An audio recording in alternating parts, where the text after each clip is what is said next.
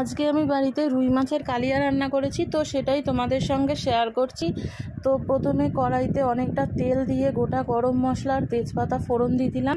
তারপর আমি এটার মধ্যে একটা পেস্ট দিয়ে দিয়েছি। এখানে ছিল পেঁয়াজ, আদা, রসুন আর কাঁচা লঙ্কা বাটা একসাথে করে বেটে আমি এটা দিয়ে দিলাম। এবার এটাকে ভালো মতন করে কষিয়ে নেব। আর হ্যাঁ, মাছগুলো আমি আগেই ভেজে রেখে দিয়েছিলাম, যেহেতু অনেকগুলো মাছ ছিল সেই জন্য একবারে সব ভেজে রেখে দিয়েছিলাম, তাই জন্য মাছ ভাজাটা তোমাদের সঙ্গে শেয়ার করলাম না।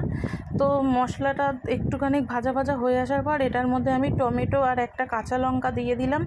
দিয়ে এবার এটাকে ভালো মতন করে ভেজে নেব, যাতে টমেটোগুলো একটু ভাজা ভাজা হয়ে যায় মশলাটার সাথে। আর একটাই কাঁচা লঙ্কা দিয়েছি আমি, আর বাটাতে 4-5টা দিয়েছিলাম বলে। তারপর আমি আবার এক্সট্রা করে একটু আদা রসুন বাটা দিলাম। আদা রসুন এমনি আমি বেটেছি, আর এটা হচ্ছে পেস্ট আমি দিলাম। দিয়ে এবার ভালো মতন করে এটাকে কষিয়ে নেব, কারণ এই প্যাকেট আদা রসুনের একটা তো স্মেল থাকে, সেই স্মেলটা যাতে না থাকে। ভাজা হয়ে যাওয়ার পর তো যখন তেলটা বেরোতে শুরু করে দিয়েছে, তখন এক এক করে আমি সব রকম জিনিসগুলো এক এক করে দিয়ে দেব। তো প্রথমে নুন দিয়েছি, তারপর হলুদ দিলাম, এবার দেব হচ্ছে গিয়ে জিরের গুঁড়ো, এটা একটু বেশি পরিমাণেই লাগবে যেহেতু কালিয়া করছি। তারপর লঙ্কার গুঁড়োটা আমি অল্প দিয়েছি, কারণ আমি 4টে কাঁচা লঙ্কা বাটা দিয়েছি আর একটা কাঁচা লঙ্কা চিড়ে দিয়েছি, ওটাতে ঝাল বেরিয়ে যাবে, সেজন্য আমি শুকনো লঙ্কার গুঁড়োটা একটু কমই দিলাম।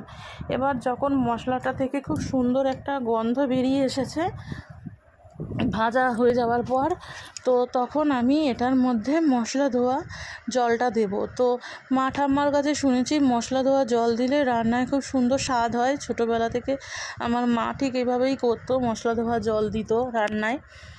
তো আমি এবার এই জলটা দিয়েই মশলাটা আর একটুখানি ফোটাবো। ফুটিয়ে যখন আবার মশলাটা থেকে তেল বেরোবে, কষানোটা হয়ে যাবে একদম পারফেক্টভাবে, তখন আমি জল দিয়ে দেবো। তো দেখো মশলার গা থেকে কিন্তু সাইড থেকে কিন্তু অলরেডি তেল বেরোতে শুরু করেছে। তো এবার আমি এটার মধ্যে পরিমাণ মতন জল দিয়ে দিচ্ছি। জলটা একটু বেশি করেই দিয়েছি। এবার এটাকে আমি ঢাকনা চাপা দিয়ে ফুটিয়ে নেব। আর খুন্তি আর কড়াইয়ের গায়ে যা যা লেগেছিলো সেগুলো আমি কাচিয়ে কুচিয়ে দিলাম। তো অনেকক্ষণ ফোটানোর পরে ঠিক এরকমভাবে ঘনত্বটা হয়েছে, ঝোলটা অনেক কমে গেছে। তারপর আমি একটা একটা করে সব কটা মাছ দিয়ে দেব। মাছগুলো একবারে ঢেলে দিলে ছিটকে যেত,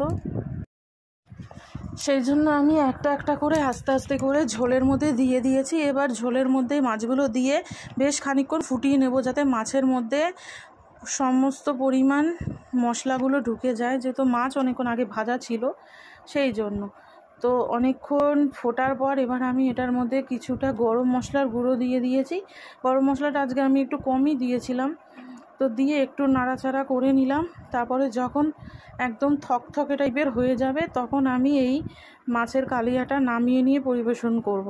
তো দেখো আমার মাছের কালিয়া কিন্তু একদমই হয়ে গেছে, আর দেখতেও খুব সুন্দর হয়েছে, আর অনেকটা তেলও বেরিয়েছে মাছগুলো থেকে। তো ভালো লাগলে আমার এই রান্নাটা তোমরা শেয়ার করে দিও।